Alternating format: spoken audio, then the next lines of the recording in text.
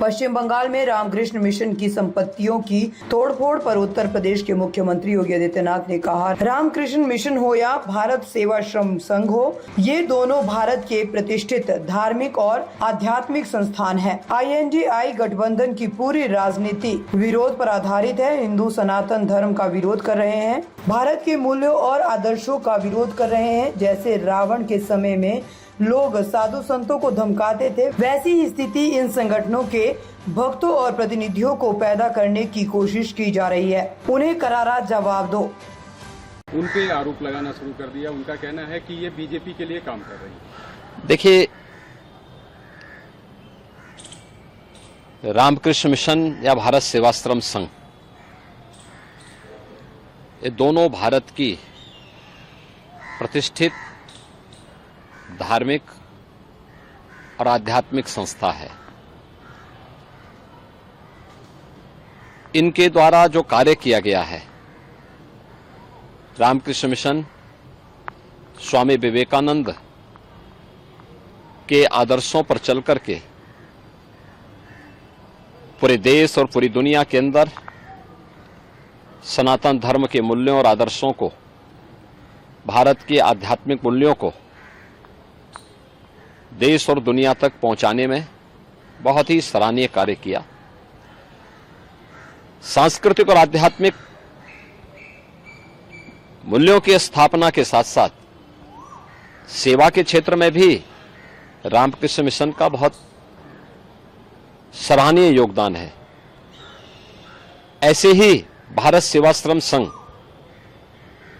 या भारत का सनातन हिंदू धर्म का एक प्रखर आध्यात्मिक और सांस्कृतिक संस्था है।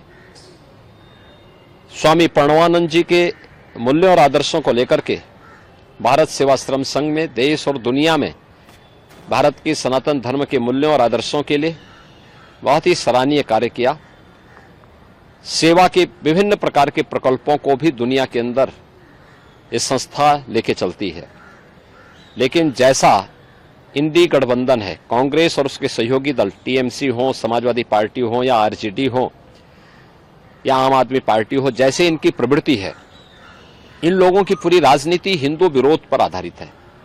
सनातन धर्म का विरोध करना, भारत के मूल्यों और आदर्शों का विरोध करना, तो स्वाभाविक रूप से जो इनकी नींव है उसके अनुरूप ही ये कार्रवाई और ये कदम और इस प्रकार के बयान TMC जैसे राजनीतिक दल ले रहे हैं।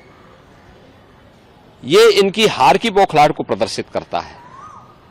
और मुझे लगता है जिस स्वामी विवेकानंद जी ने कभी कहा था, गर्व से कहो हम हिंदू हैं, जिस रामकृष्ण मिशन ने आध्यात्मिक और सांस्कृतिक जागरण के बृहद अभियान के साथ ही देश के अंदर बहुत अच्छे सेवा के प्रकल्पों को आगे बढ़ाया, या भारत सेवाश्रम संघ ने अपने आध्यात्मिक और सांस्कृतिक अभियान के साथ ही सेवा के जिन प्रकल्पों को आगे बढ़ाया है, करोड़ों भारतीय उनसे जुड़े हुए हैं।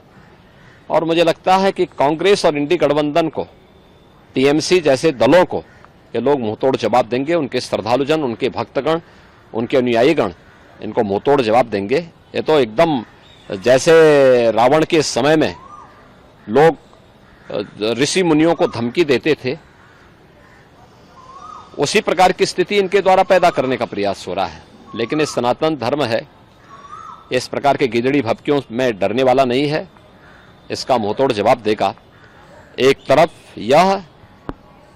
तरफ धार्मिक और हिंदुओं की धार्मिक और आध्यात्मिक संस्थाओं को धमकी दे रहे हैं, और दूसरी तरफ पिछड़ी जाति के लोगों के अधिकारों को जबरन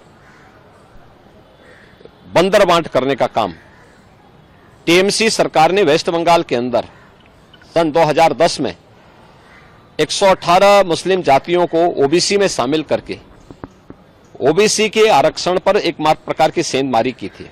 पिछले 14 वर्षों में लाखों पिछड़ी जाति के लोग इन सुविधाओं से वंचित हुए होंगे।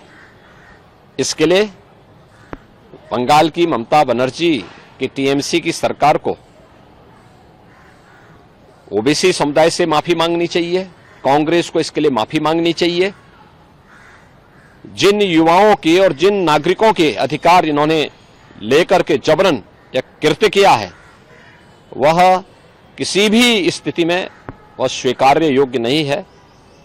दूसरा, यह बाबा साहब भीमराव अंबेडकर की भावना के विपरीत है। वे भारत के संविधान के शिल्पी हैं और बाबा साहब भीमराव अंबेडकर ने कहा था कि धर्म के आधार पर आरक्षण नहीं हो सकता। ये धर्म के आधार पर आरक्षण देकर के पुनः भारत के विभाजन की आधारशिला तय करने की एक षड्यंत्र का हिस्सा है। माननीय उच्च न्यायालय कोलकाता ने जो निर्णय लिया है अत्यंत सराहनीय है, अभिनंदनीय है। टीएमसी और इंडी गठबंधन, कांग्रेस समेत इंडी गठबंधन के सभी दलों के मुंह पर एक जोरदार तमाचा है। महाराज जी, क्या लगता है कि पश्चिम बंगाल की सरकार